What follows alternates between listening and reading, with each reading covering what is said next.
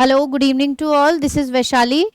तो जो हमारी सीरीज चल रही थी जिसमें GS3 के इम्पॉर्टेंट थीम्स को हम लोग डिस्कस कर रहे हैं, how to attempt any question related to those themes. तो आज हम लोग इस सीरीज में जो नया टॉपिक है that is the India's ship building industry.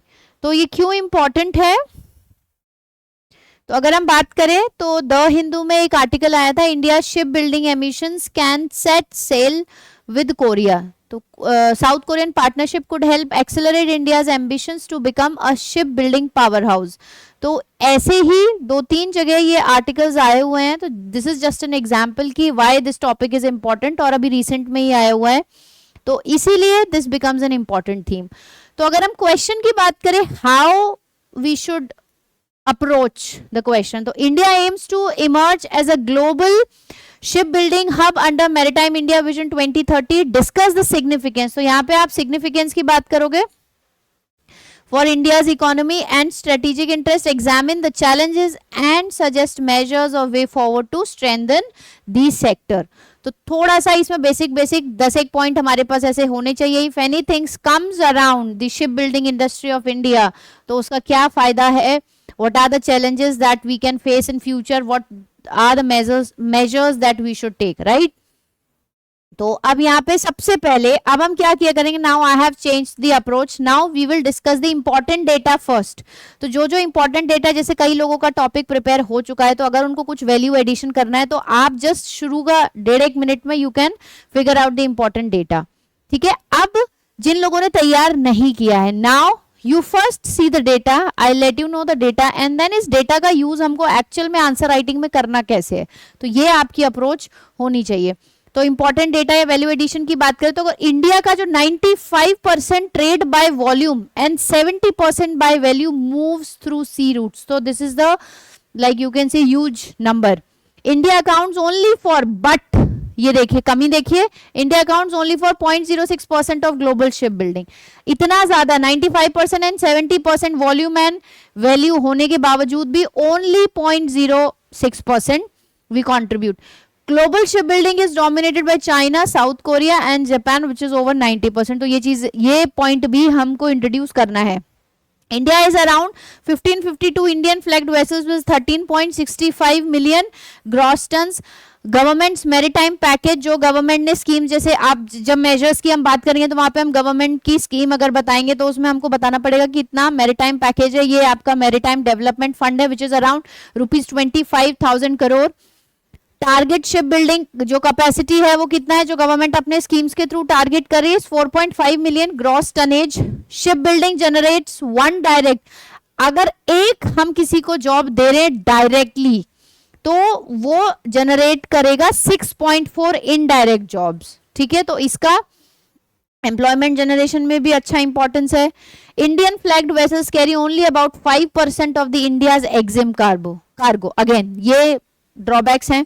Green tug transition programme, 50% of major port tugs to become green by 2030। तो ये डेटा आपको याद करना है कि जो गवर्नमेंट के स्टेप्स हैं, जो गवर्नमेंट ने इनिशिएटिव लिए, उनका क्या टारगेट है, कितना उनका वैल्यू है, किस समय तक उन्होंने क्या चीजें सोची हैं। तो ये कुछ आपका इंपॉर्टेंट डेटा है। अब हम आगे देखेंगे कि कैसे आपने इंट्रोड्यूस करना है, कैसे मेन बॉडी लिखना है, कैसे इसमें आप जो वैल्यू जो डेटा है उसको कैसे ऐड करेंगे। तो in introduction, this should be the starting. India's maritime economy carries nearly 95% of trade by volume, 70% by value, yet contributes only 0.06% of global shipbuilding output. तो आप इस तरीके से भी स्टार्ट कर सकते हो। Strengthening domestic shipbuilding is therefore essential for economic security, strategic autonomy and realizing the blue economy vision. तो ये देख रहे हैं आप, blue economy vision यहाँ पे मेंशन, ये this is how you can do the starting. आगे अब सिग्निफिकेंस की बात आई है कि क्या इसका इंपॉर्टेंस है, why should be focusing more on that. तो सबसे पहली चीज हम देखेंगे, इकोनॉमिक मल्टीप्लायर की तरह काम करता है, स्ट्रेटेजिक सिक्योरिटी की तरह काम करता है, ट्रेड कॉम्पिटिटिवनेस के लिए इंपॉर्टेंट है, सप्लाई चेन रेजिलियंस के लिए इंपॉर्टेंट है, ब्लू इकोनॉमी ग्रोथ के लिए इंपॉर्टेंस है, और ग्रीन मैरीटाइम ट्रांजिशन के लिए इंपॉर्टेंट है। ठीक है, तो इकोनॉमिक मल्टीप्लायर की बात करेंगे तो लार्ज स्केल एम्प्लॉयमेंट देगा, यही बस वो मेन पॉइंट लिख के उसको अंडरलाइन करके बस इतना मेंशन कर दो। स्ट्रेटेजिक सिक्योरिटी की बात करेंगे तो ये आपका नेवल प्रिपेयर्डनेस को बढ़ाएगा और दूसरों पे जो डिपेंडेंस है फॉरेन शिपयार्ड्स पे उसको कम कर देगा। ट्रेड कॉम्पिटिटिवनेस की बात करें, larger Indian fleet lowers free dependence on foreign carriers and saves valuable foreign exchange, जो पैसा बाहर जाता है वो यहाँ पे सेव होगा। सप्लाई चेन रेजिलियंस बढ़ेगा, blue economy growth promote ship repair, offshore energy, fisheries, cruise tourism and coastal shipping, ठीक है। तो ब्लू इकोनॉमी में ऐसे जो है कंट्रीब्यूट करेगा। Green maritime transition creates opportunity in hydrogen, methanol, ammonia and electric powered vessels. तो ये कुछ आपका सिग्निफिकेंस रहेगा अगर हमारी शिप बिल्डिंग इंडस्ट्री इंडिया में उसको बढ़ावा दिया जाता है। चैलेंजेस, ऑफ कोर्स कोई अच्छी चीज है और सवाल में पूछा भी गया, what are the challenges, the measures that you would suggest. Challenges की बात करें, हाई कंस्ट्रक्शन कॉस्ट है, लॉन्गर डिलीवरी टाइम है than the East Asian competitors. तो हमारे और भी जो ईस्ट में कॉम्पिटिटर्स हैं, अगर हम एशिया की बात करें तो ईस्ट एशियन में कॉम्पिटिटर्स कम समय लेते हैं इन कंपैरिजन टू अस। तो ऑब्वियसली अगर किसी को इन्वेस्ट करना है तो उन कंट्रीज में जाके करेगा, तो हमको वो चीज कहीं ना कहीं रिड्यूस करनी है। Heavy dependence on imported marine engines, limited modern shipyard infrastructure, dry dock capacity, again this is very important, ये आपको मेंशन करना है। Costly finance, inadequate long term credit, shortage of skilled manpower, limited R&D in advance ship design. तो यहाँ पे government को थोड़ा सा एनहांस करना पड़ेगा support. Weak domestic demand and ageing Indian flagged fleet, ठीक है। तो इसमें से ये चैलेंजेस हैं, तो डिपेंडिंग अपॉन कितने नंबर में पूछा गया है, क्या क्वेश्चन का डिमांड है, उस हिसाब से आप नंबर ऑफ पॉइंट्स को कम या ज्यादा रख सकते हैं। Way forward, again very important, developed integrated coastal ship building cluster, strong ancillary industries, ensure affordable long-term finance through dedicated maritime funds, promote domestic manufacturing of marine components through targeted incentives, aggregate long-term orders from defense ports, CPSEs to ensure stable demand, accelerate green shipbuilding and alternative fuel infrastructure। तो ये आपका way forward है, क्योंकि question में पूछा भी गया है तो बिल्कुल उसी सीक्वेंस से आपको उसको एड्रेस करना है।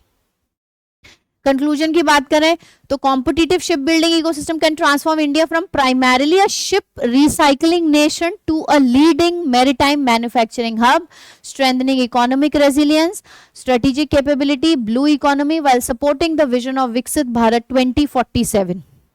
तो अगर हम यहाँ पे बात करें तो शिप बिल्डिंग की बात करें तो जैसा कि हमने पढ़ा, सबसे पहली चीज एक और याद रखना है कि जो इंडिया है, अगर हम जितने भी मैरीटाइम नेशन में बात करें तो India holds the 16th position. ये चीज आपको इसमें मेंशन करनी है। तो 16th पोजीशन होने के बावजूद वी डू ओनली 0.06% जो शिप बिल्डिंग वाला in the introduction that we studied. उसके बाद में जो गवर्नमेंट का विजन है, अगर हम 2030 तक बात करें तो इंडिया को टॉप 10 में लेके आना है और 2047 तक इंडिया को टॉप 5 में लेके आना है। तो वो हमारा मैरीटाइम इंडिया विजन 2030 है और अमृतकाल विजन 2047 है। तो ये अमृतकाल विजन